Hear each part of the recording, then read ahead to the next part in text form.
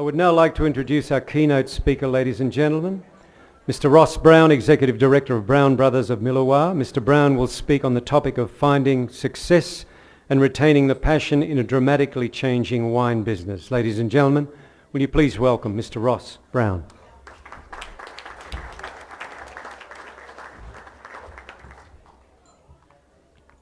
Thank you, Rob. I was going to say thank you, Warren. You know, after a dozen glasses of wine, Saturday afternoon at 2 o'clock, how in the hell am I going to keep your attention? I've got a job ahead of me, I can tell that.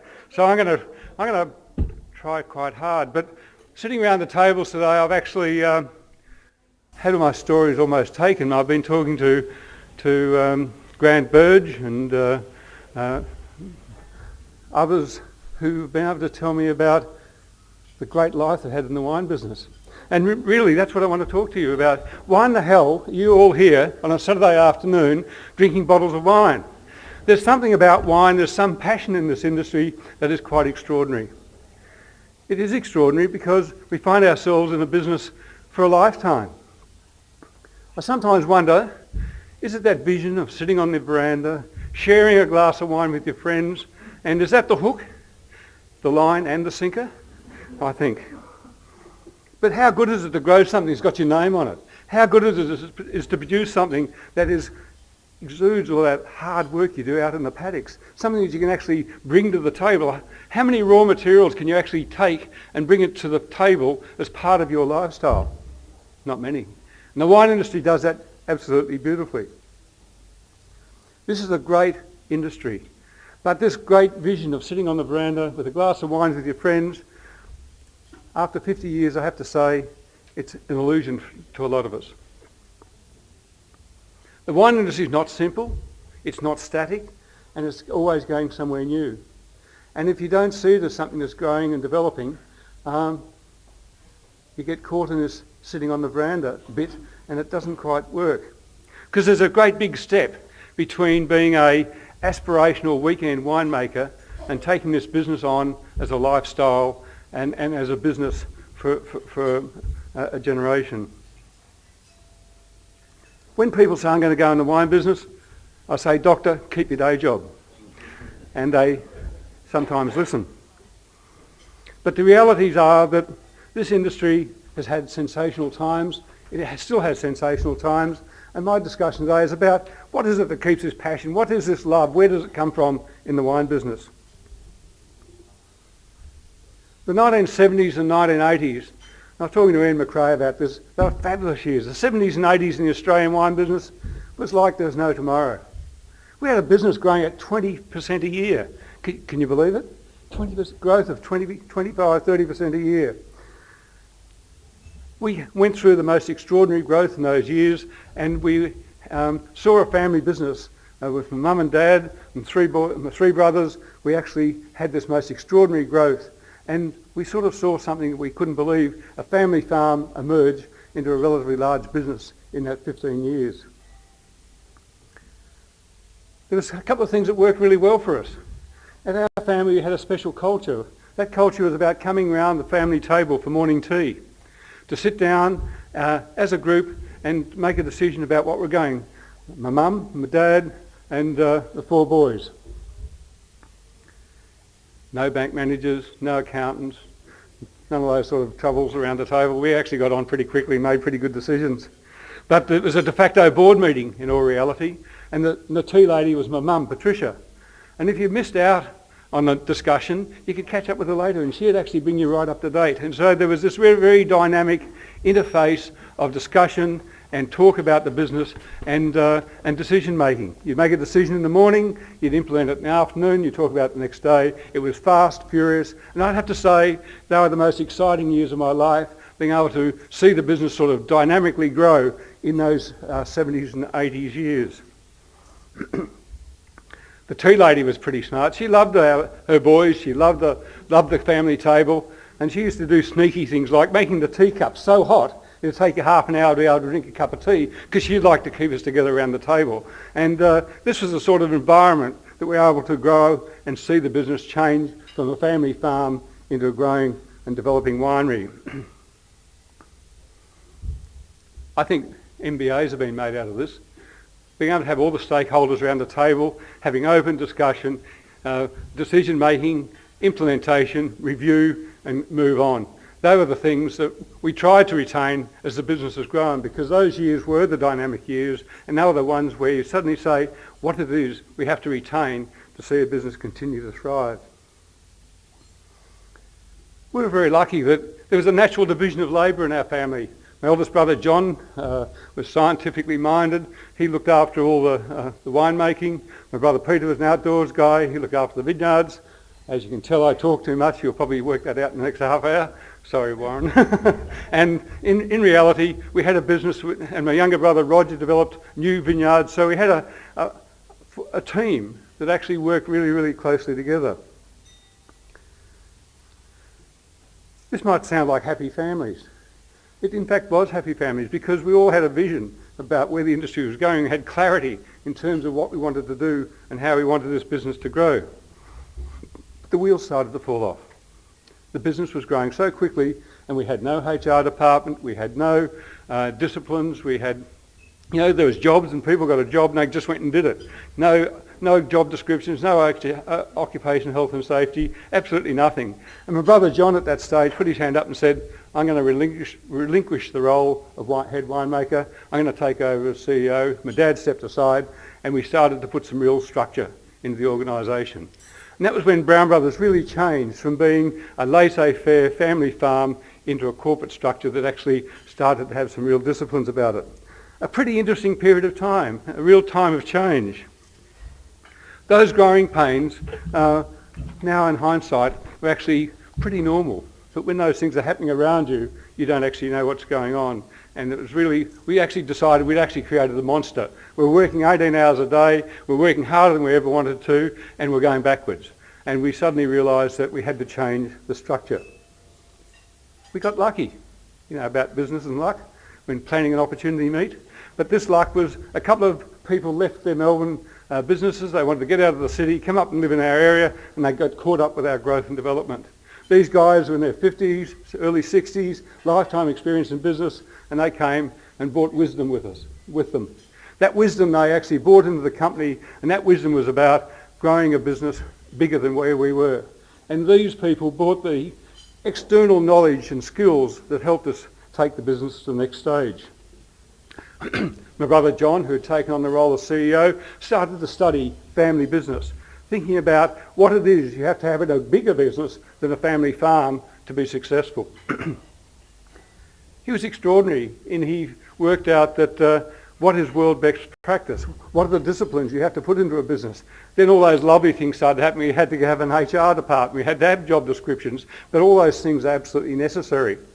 And in reality, once those things start to get put in place, life started to improve a bit. Those 18 hours days started to come back a little bit, because there was disciplines, there was organisation, there was structure. Interestingly, my brother Peter, the outdoors guy of the family, really didn't like this. You can't shoot from the hip when you've got structure. You can't make quick decisions overnight, in a moment. You actually have to go through a process. John and I actually quite liked the disciplines because we found it gave us freedom. Peter found that really frustrating. So in a process of time, my brother Peter said, I'd like to try working in a different structure. And it so happened at that stage we'd bought the All Saints Winery in 1992. The All Saints Winery, at the time when Australian interest rates got up to 17%, would you believe? And the All Saints property fell over in somebody else's hands. We had the chance to buy it, and Peter said, I'd like to take that project on as my business. So Peter ran that business discreetly to Brown Brothers. That's worked out really well, because Peter's family now has taken that business down a totally different path and created another platform within the wine business to have a love and passion for wine, and a business that's really based on direct customer sales. It's a totally different business model to Brown Brothers, very successful, totally engaging the family in that business, but a different model. That different model goes on and thrive, and Angela, Nick and Eliza are still very much involved in the core family business in terms of being directors, but they have their own business that sits on alongside. And so they've got their own love and passion within the wine business that's been able to be spawned by a successful parent. Several people have asked me today, how's business down there at Millawa? And I say, it's fantastic. And I say, you're bloody lying. In reality, anybody in the wine business today who says things are fine is actually having you on, because the industry's never had it so tough, I don't think, than the last 2 or 3 years. Not the least, the impact of the exchange rate, the impact of a couple of tough vintages. And so we are actually focused on at the moment of actually really working, how do you take costs out of the business, how do you run it more tightly, how do you expedite the business to go forward. I always say we've been through this before and things will get better. That's the normal sort of approach of this industry. It's always going to be better. And I believe that. And I have good reason, I think, to be able to say the industry will get better. But when we look at what has made us successful, there's one core competency within our company that's actually driven our business. There's been innovation. Brown Brothers has actually had an innovative culture that we can actually look right back across our culture over 125 years. John Francis Brown, my grandfather, was planting white wine grapes, Riesling, in the Rutherglen district when everybody was growing fortified.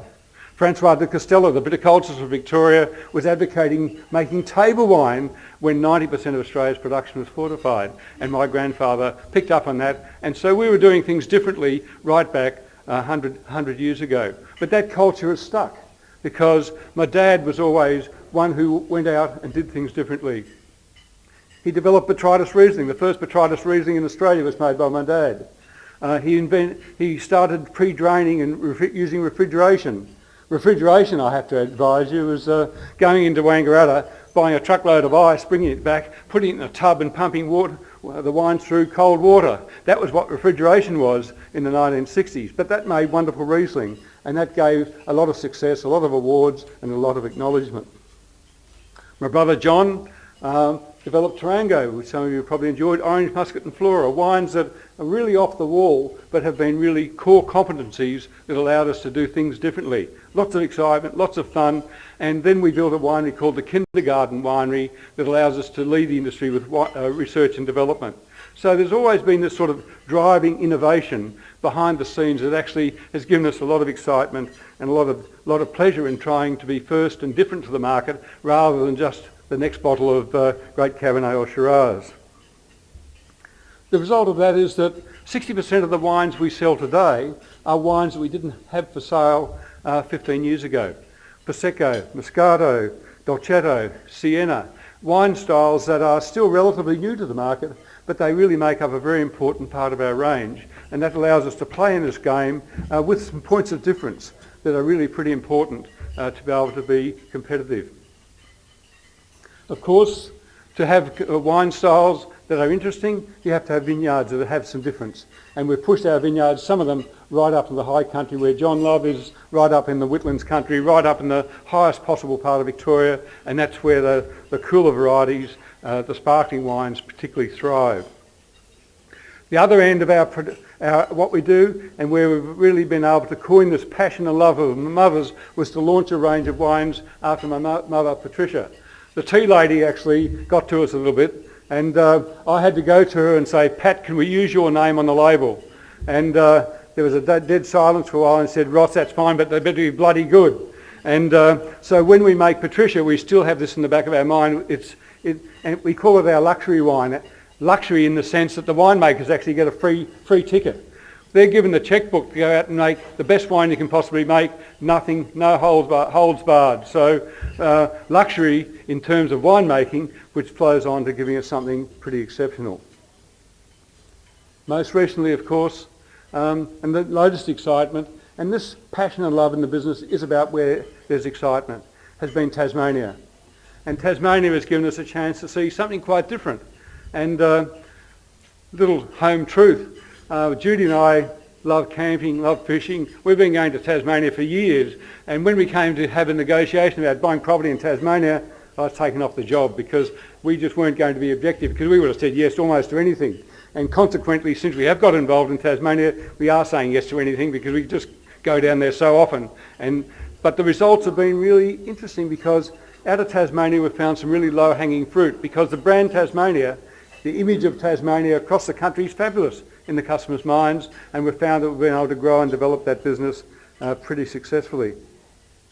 But really what Tasmania for me has been about is one of the passions I have, and that's Pinot Noir. Seeing Pinot Noir, being close to Pinot Noir, and we could not get Pinot Noir as a red wine out of northeastern Victoria, right, even at the highest level, at a level of quality that we felt comfortable with. But when you're now in Tasmania, we can find a spot to grow Pinot Noir at the highest level. And that's going to be a fabulous challenge, and as we all know, Pinot Noir is a terribly hard taskmaster, and there's another couple of generations of fun and excitement and enjoyment there.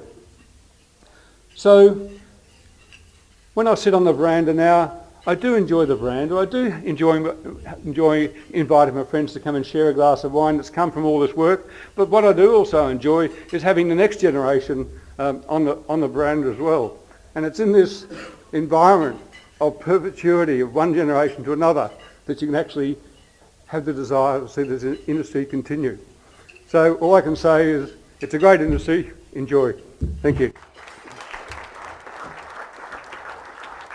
Ladies and gentlemen, will you please thank Mr. Ross Brown for a wonderful speech about the true love of wine and this industry. And I think it says it all really. And I would like to invite Warren Mason back to present Mr. Brown with a memento of this wonderful occasion. Thank you.